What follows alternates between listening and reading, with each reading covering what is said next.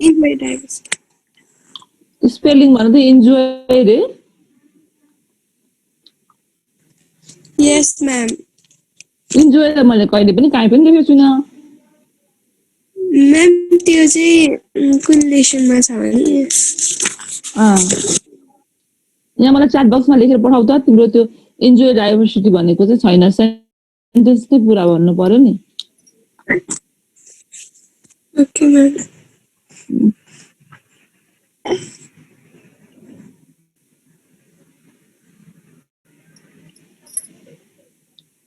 Question अरू पनि आउनु पर्यो फ्लोरमा 28 स्टुडेन्ट मात्रै भएको छ Ma'am, योभन्दा अगाडि पनि त्यस्तै 23, 24 मात्र थियो. हो ल अब अरू क्वेसन पनि ल्याएको छ होला नि त तिमीले भन त अरू पनि क्वेसनहरू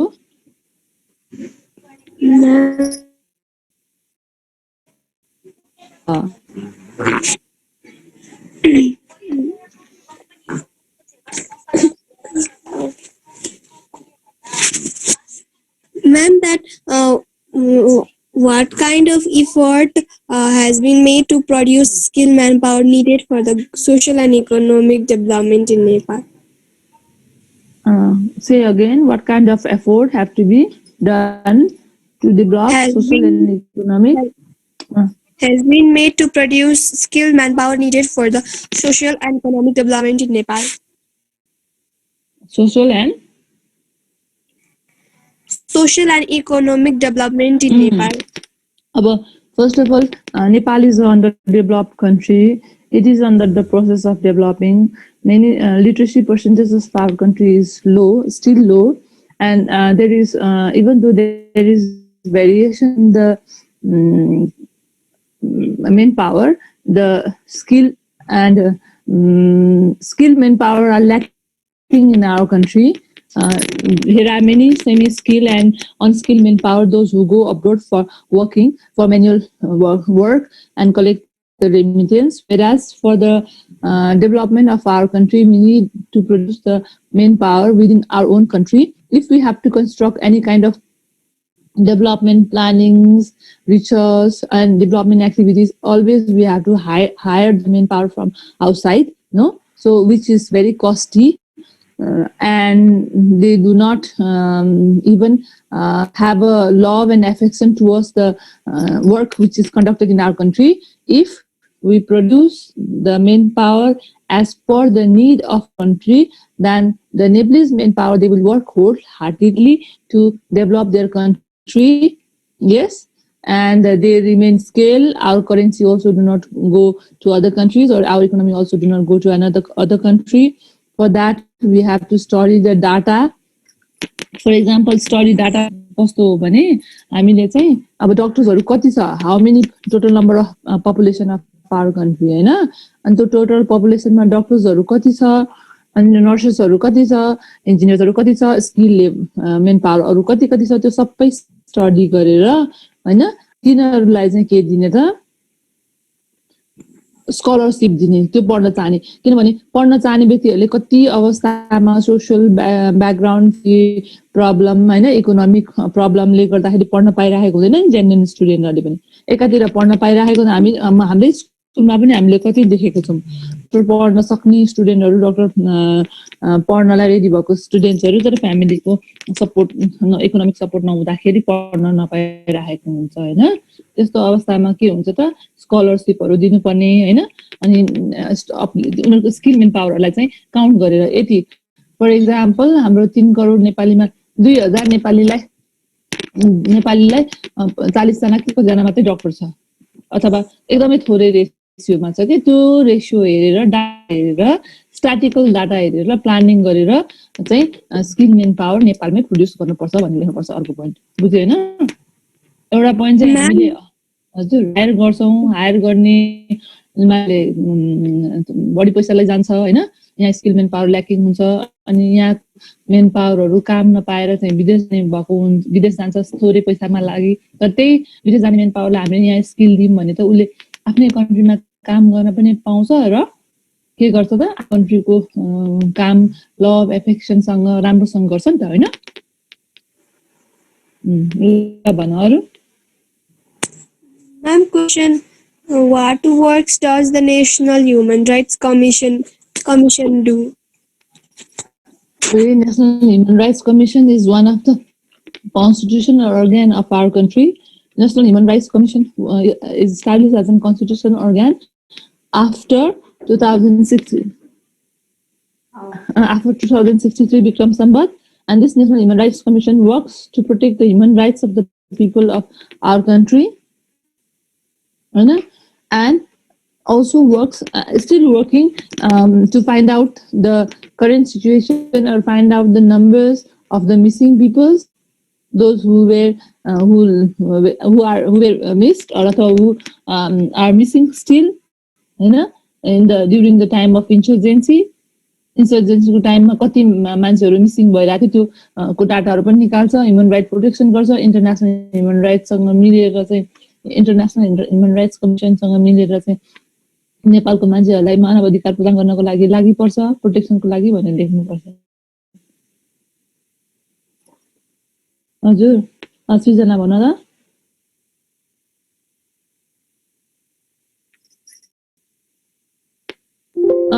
ट्रान्सपरेन्सी इन्टरनेसनलले के गर्छ? पहिले सुरु ट्रान्सपरेन्सी इन्टरनेसनल मैले पढाएको होइन तिमीलाई अस्ति नै बिर्स्यौ? अनि ट्रान्सपरेन्सी इन्टरनेसनलले के काम गरिरहेछ भन्दाखेरि चाहिँ Transparency International is an international organisation which was established to check the corruption to the member country or of the member countries. एउटा चेक करप्सन गर्छ, अर्को चाहिँ त्यसले वर्ल्ड वाइड लिस्ट बनाउँछ रेसियोमा करप्टेड छ, अनि डाटाबेस निकाल्छ पहिलेको करप्सन र अहिलेको करप्सन रेसियो कसरी बढी अथवा कति भइरहेको छ त्यसको डाटाबेस निकाल्छ हैन। र करप्सनलाई चेक गर्नको लागि के गर्नुपर्छ, करप्सन के कारणले भइरहेको छ र त्यसले गर्दा कस्तो किसिमको नेगेटिभ इफेक्ट्सहरू परिरहेछ त्यहाँको मान्छेहरूलाई हैन, अथवा डेभलपमेन्टमा कस्तो हार्म भइरहेछ त्यो कुराहरूको सबै अवेरनेस प्रोग्रामहरू कन्डक्ट गर्छ। एकचोटि बुकमा स्टडी गर ल सृजना, इन्टरनेसनल ट्रान्सपरेन्सी इन्टरनेसनलको लोगो पनि तिमीहरूले पढ्नुपर्छ। कहिलेकाहीँ लोगोलाई आइडेन्टिफाई गर भनेर दिन्छ क्वेसन, कहिलेकाहीँ लोगो बनाऊ भनेर दिन्छ हैन। त्यो भएको भएर you have to be like familiar with this kind of international organisation, right? Excuse me, ma'am. Yes ma'am, हजुरले यो एक्टिभिटिज यो ट्रान्सपरेन्सी इन्टरनेसनल वालाको हजुरले के रेट अफ करप्सन पहिलाको र रेट अफ करप्सनलाई ट्याली गरेर हेर्ने हैन, र अगाडि कस्तो घटेको छ कि छैन अथवा झन् बढेको छ हैन, त्यसको कारणहरू पत्ता लगाउने, कारणहरू पत्ता लागेपछि सल्युसनहरू पत्ता लगाउने। कारण पत्ता लाग्नु भनेको सल्युसन पत्ता लाग्छ नि त हैन, कारण पत्ता लागेर मात्रै छोड्ने होइन नि त। जस्तै हाम्रो घरमा धारा चुयो, के कारणले धारा चुयो, धाराको माथिको नर्भ चाहिँ मजाले बटार्दै चुयो कि धारा आफै फुट्यो कि अथवा गोलो घुमेर भाँचेको कि हैन, अनि अथवा पाइप र धारा जोडिने ठाउँमा लिकेज भएर भएको छ कि त्यो हेरेर हामी त्यसको सल्युसन निकाल्छौँ नि त। लिकेज भएको छ भने त्यसलाई वाटर टेप ल्याएर कस्छौँ हैन, धाराको माथिको स्लिप खाएको छ भने माथिको टाउको मात्रै फेर्दा भयो, तर धारा नै फुटेको छ भने पुरै धारा फेर्नु पर्ने हुन्छ हैन। त्यसै भएको भएर पहिले सुरु त प्रब्लम आइडेन्टिफाई गर्नु पर्यो, प्रब्लमको कजहरू के आइडेन्टिफाई गर्नु पर्यो, अनि त्यसपछि सल्युसन थाहा हुन्छ हैन, अनि सल्युसन निकाल्छन्। एउटा लास्ट क्वेशनको एन्सर भन्दैछ न ल लागो पछि अनि अरूको कृष्माको छैन ल भन भन। Ma'am was saying that maybe the syllabus decide for DLE. तिमीहरूको बिएलई कहिले भनेको छ अनि म कुरा गर्छु ल, पहिले क्वेसन सल्भ गर्छु है कृष्मा। Okay, ma'am, how can inclusion strengthen national unity? Specify okay. Inclusion भनेको थाहा छ तिमीलाई? Yes, ma'am. के हो भन? Yes, ma'am. Ma'am, people of backward community. Ma'am, mainstreaming people economically and socially with the different ethnicities, color, language, religion, etc. अब यस्तो भन्नु पर्यो तिमीले यहाँ के बुझ्नु पर्यो भने ल नेट गइ त तिमीले के भन्नु पर्यो भने why inclusion is strengthen the national unity. Inclusion is the process or procedures which include all the category of the people to rule upon or to bring them into the mainstream of the government. पहिले सुरु inclusion को definition नै लेख्नु पर्यो, process नै लेख्नु पर्यो, हैन? And when there is differences among the people, जस्तै backward people, हैन, धनी people, गरिब people, हैन, क्लासमा differences, ठुलो वर्ग, सानो वर्ग, यसरी differences, जमिनदार, सान, हैन, नोकर, चाकर, यसरी differences भयो भने त्यसले के ल्याउँछ त? conflict ल्याउँछ.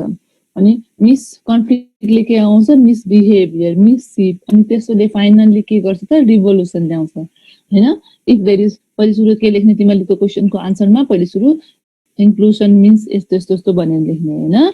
To include all the category of the peoples and bring them to the mainstream of the government so that they could lead to uplift the position or standard of their group. तिमीलाई एउटा कुनै certain power दियो भने मन्जिला, तिमीले के गर्छौ? पहिले सुरु आफ्नो सेक्सनकै साथीहरुलाई के गर्नुपर्ने हो त्यो गर्छौ, स्टार्ट गर्छौ एट्याकको लागि, हैन? त्यसपछि एटीको लागि गर्लाउ, हैन? त्यसपछि अर्कोलाई गर्लाउ भनेको के हो? त्यसपछि वुमनलाई, एन्टायर वुमनलाई गर्लाउ. पहिले सुरु प्रायोरिटी के गर्छ त? आफ्नो क्याटेगोरीको पिपल्सहरुलाई जहिले पनि गरिन्छ. जस्तै मेन स्ट्रीममा ल्याउने बित्तिकै एउटा कुनै एउटा वर्गको मान्छेले के गर्छ, हैन? जसमा हामीले महिला भन्यौं, मधेसी भन्यौं, जनजाति भन्यौं, आदिवासी भन्यौं, दलित भन्यौं, पिछडेका भन्यौं, हैन, ब्याकवर्ड कम्युनिटी, त्यो एउटा ग्रुपको मान्छेलाई चाहिँ हामीले पावर दिने बित्तिकै उ पावरमा आउने बित्तिकै उले के गर्छ त? आफ्नो मेन प्रब्लमहरु आइडेन्टिफाई हुन्छ अथवा त्यो जातिको मेन प्रब्लमहरु उलाई थाहा हुन्छ मलाई भन्दा बढी, हैन? अनि उले त्यो प्रब्लमलाई के गर्छ त? सल्भ गरेर उनीहरुको लिभिङ स्ट्यान्डर्ड बढाउनेदेखि लिएर उनीहरुको लिटरेसी रेट बढाउनेदेखि लिएर इकोनोमिक अपर्चुनिटी सबै गरेपछि के हुन्छ त? त्यहाँ क्लास के रे मैले बुझिन. That analyze that problems and they will solve. They analyze their problem and solve. They bring them into the mainstream. Okay, na? Yes, ma'am. यसरी चाहिँ के हुन्छ त? उनीहरुको चाहिँ ओभरअल अपलिफ्टमेन्ट हुने काम हुन्छ, जसले गर्दाखेरि त्यहाँ कन्फ्लिक्ट हुँदैन, फाइट हुँदैन, रिभोल्युसन हुँदैन. अनि के हुन्छ? मान्छे बीचमा वी फिलिङ हुन्छ, लभ हुन्छ, एफेक्सन हुन्छ र युनिटी र इन्क्लुसिभिटीलाई पावरफुल बनाउँछ भन्ने है त.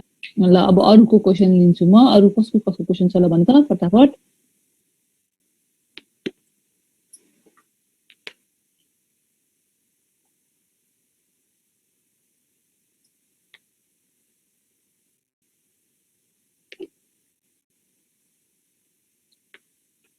Yes, this statement is very true. The right which has to be given for judiciary is अथवा आर राइट्समा के दिन सक्छौ तिमीले? जस्तै judiciary must be always independent, impartial, impartial and के भन्छ हामी independent and impartial. The people of different category must feel like they are living under the rule of law. That is only possible if the judiciary is independent in that country or state. About second question कोमा चाहिँ yes, judiciary must be free from political pressure. हैन? किनभने if there would be political pressure in the judiciary, then democratic norms and values cannot be maintained. Democracy मा के हुन्छ? ठुलो सानो भन्ने हुँदैन, यो जाति उ जाति भन्ने हुँदैन, सबै मान्छेलाई इक्वल राइट्स दिएको हुन्छ नि. जस्तै इन्डिपेन्डेन्ट जुडिसियरीको तिमीले देखेको छौ नि, एउटा न्यायको देवीले चाहिँ तराजु उचालेर बराबर राखेको हुन्छ, हैन? सबैलाई बराबर ट्रिट गर्ने भनेर हो. अब judiciary must be independent and judiciary should not be politically pressurized. Judiciary must make the decisions in the government shoes. If government is doing the wrong act, then judiciary have to tackle it in the right way according to the existing law. अहिले नेकपा एमालेमा कस्तो विवाद भइरहेको थियो अहिले example कस्तो right example भइरहेको थियो केपी ओली र माधव माकुनी नेपाल समूह भनेर दुईटा समूहले एमाले हामीलाई चिन्ह पनि चाहियो निर्वाचन चिन्ह पनि चाहियो एमाले नाम पनि चाहियो भनेको जुडिसियरीले के गरिदियो त्यो ऋषि कटेलको पहिले उसले नै केस फाइल गरिसकेको रहेछ अथेन्टिसिटी उसैसँग रहेछ उसलाई दिदियो न केपी शर्माको भयो न प्रचण्ड र नेपालको भयो बुझेनौ अनि केपी शर्मा ओलीले संसद विघटन गरेको थियो आफ्नो पावर देखाएर उसलाई चाहिँ सस्टेन गरेर काम गर्न नदिँदालाई जुडिसियरले के गर्दियो फेरि यो संसद चाहिँ पुनर्गठन गर्नुपर्छ संसद विघटन गरेको चाहिँ यो चाहिँ लिगल्ली होइन यो राइट छैन भनेर डिसिजन लियो अनि पहिले बाबुराम भट्टराई पनि त्यसै गरेको थियो प्रचण्डले पनि पहिले प्रधानमन्त्री हुँदाखेरि त्यसै गर्थ्यो प्रचण्डले आफ्नो पावर देखाउनलाई आफ्नो माओवादीको पहिले सरकार गठन हुँदाखेरि उसले चिफ अफ आर्मी स्टाफ त्यति बेला रुकुमाङ्गत कटुवाल हुनुहुन्थ्यो रुकुमाङ्गत कटुवाललाई चाहिँ प्रेसर गरेर आफ्नो राजीनामा दिन लाउने पुगेको थियो तर जुडिसियरीले उसलाई त्यो गर्न दिएन finally morality on the ground of morality he himself had to resign कुरा बुझेन उसले आफैले रिजाइन गर्नु पर्यो प्राइम मिनिस्टर पोस्टबाट प्रचण्डले म्याम हजुर अरु क्वेशन कृष्णले क्वेशन सोध्छु भन्दै थियो है भन फेरि भन जुडिसियरी नेपालीमा न्यायपालिका कि कार्यपालिका न्यायपालिका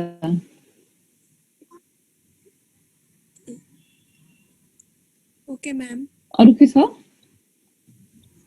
म्याम आधीसम्म मात्र के अरे क्वेसन हेरेको थिएँ के अरे छानेको थिएँ अरू त पछाडिको थाहा छ ए अब लेखेर राख मैले जुन जुन क्वेसनको आन्सर भन्दै अहिले भोलि लेखौँला भने होइन म्यामले यसो भन्छ थियो भनेर आजै तिमीलाई थाहा हुन्छ अनि त्यो क्वेसनको आन्सर सबै